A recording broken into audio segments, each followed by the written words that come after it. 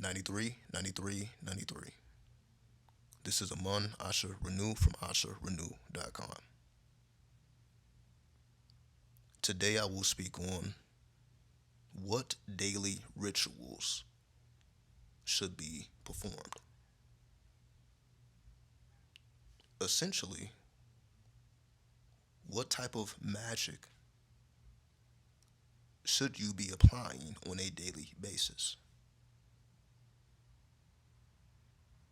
And this becomes a matter of what do you value?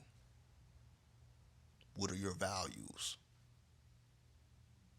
Because your values will determine what you do on a daily basis.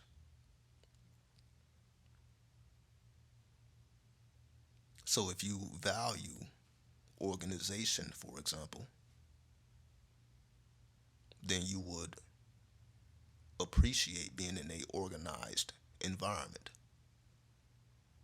So it becomes your daily ritual to make sure that your environment stays organized because that allows you to flow in whatever direction you want to flow in without limitation or restriction. Versus somebody who may be, let's just say, less organized, they may be able to work through chaos.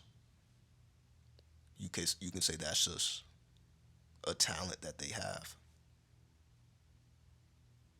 They don't have to be organized. Somehow they're able to navigate, regardless of what their environment may be reflecting. They're able to adapt to any or all situations. You can say that's more so with the mutable signs. You can say the fixed signs, are more about setting a particular vibe. And then the cardinal signs are more so about keeping things fresh, changing things up every now and then. So the cardinal energy is more about change. The fixed energy is more about setting the mood. And then the mutable energy is more about being able to navigate and adapt to any given currency that you may be exposed to. So when it comes to daily rituals, it's just you knowing the type of person that you are. And then your daily rituals will reflect that. So you have to make a determination as to what energy or currency you are seeking to improve upon. So your daily rituals, for example, if you want to improve your health, then of course your daily rituals would involve you can say, doing yoga in the morning. You make doing yoga a daily ritual because that will improve your health. So just doing 20 minutes of yoga is beneficial for your health. So that would be something that you can add to your daily rituals. If you are trying to improve your sexuality, for example, going into the mysteries of the eighth house, then it may be constructive for you to be more sexual with yourself. See, in this situation, we're not necessarily talking about, sex with a partner. We're just talking about your sexuality as a whole. Because you see, some people identify through their sexuality. But then for other people, which, is something that it just is what it is. It's not something that people put on the forefront. It really depends on the person and how connected they are to their eighth house and how the planets are configured. So your daily rituals should revolve around the type of energy you want to improve upon. Because there is always a symbol that you can tap into to make an improvement upon your consciousness. And that's why we have geometry or sacred geometry. The true goal or meaning of sacred geometry is to cause your thoughts to move in a certain pattern. Like when you listen to music, when you listen to your favorite song, your neurons are being programmed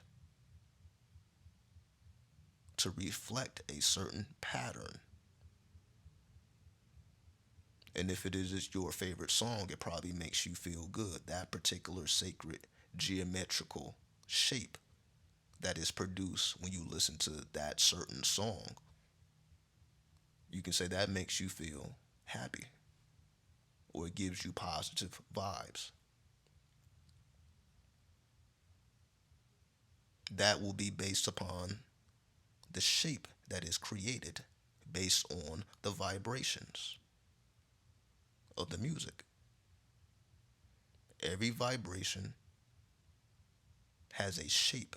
That's the whole science of cymatics. Every sound has a shape that corresponds to that sound. So there's a reason why you prefer certain sounds over other sounds. You may not necessarily know this consciously, or it may not be done consciously, but it is done on a subconscious level. That's why certain people prefer certain genres of music over other genres of music because of the shapes that are produced from the frequency of the music. So, what it comes down to, depending on what frequencies you are trying to enhance in your life, that will determine the type of imagery you surround yourself around, which then leads to doing certain activities.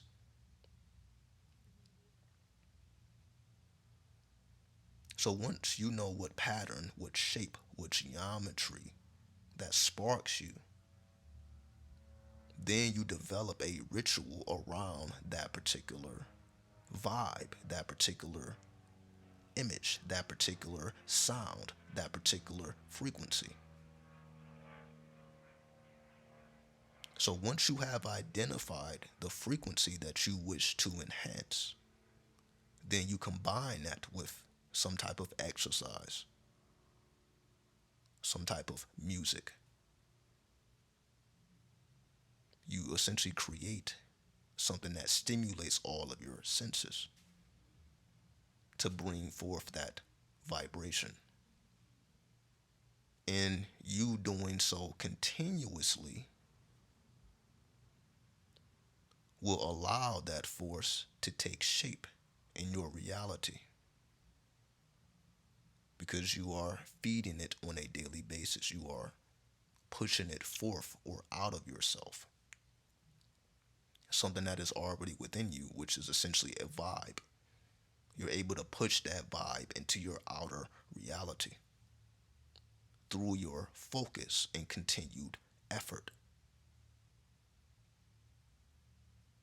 So essentially, it's just about identifying the vibe and doing what you need to do to materialize it by engaging all of your senses. The same thing we're told with visualization. You want to engage all of your senses. Well, in this case, you're doing the same thing. You are choosing a vibe that you want to multiply. So if it's a song, for example, you like the vibe of a particular song and you want to push that vibe outward, or you like the shape that is produced from those particular tones, those musical tones produce a sacred geometrical shape that is favorable to you. Then if you can create that shape physically, And then from the creation of that shape, that sacred geometrical figure, now you're able to visualize it. You create it or channel it. You visualize it, which then programs the neurons. And then you combine that with a particular type of exercise, a particular mantra, a particular mutra, a particular yoga posture in accordance to that vibe. Then it becomes a daily ritual. This is just you concentrating the forces, compressing the forces, and then allowing it to expand. You first must compress. That's why they say we must have a clear focus. That's just you compressing the energy. The energy must be compressed in order for it to expand. Essentially, once you know what you desire, now you must focus upon it and keep the focus, irregardless of what's going on around you, because essentially, whatever is going on around you may try to knock you off your pivot.